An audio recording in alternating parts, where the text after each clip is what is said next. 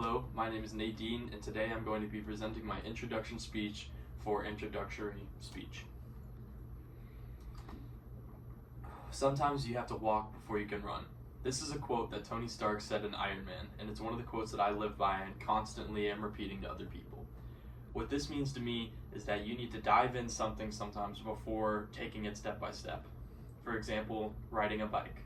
It's easier to just try and fail than slowly trail along and try. This is something that I have lived by throughout my entire life and I think defines me the best.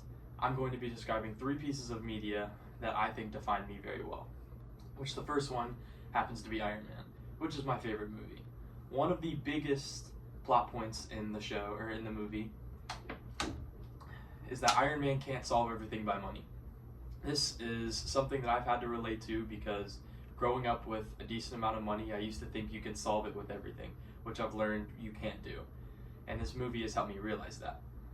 Iron Man also realizes that he has more to offer than just making weapons and making things blow up, but to help protect the people in other ways.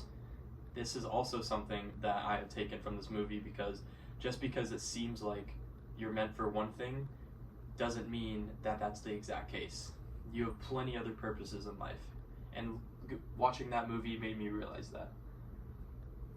A lot of my personality also relates to Tony Stark, as growing up, Tony was a very funny guy, always making people laugh, and I feel like that's me as well. I've grown and gotten a lot of my personality from that movie, growing up with it. Another piece of media that I want to tell you is a song called Pressure by Rushy. Right off the bat in the song, Rushy mentions that he doesn't feel pressure. That is the first bar in the song, and I feel like I can relate to that because I don't really get nervous or pressured in certain circumstances, and I like to just dive head on, as I said in the quote at the beginning of the speech. Another thing that he says is he also mentions that he could have been a daily offender.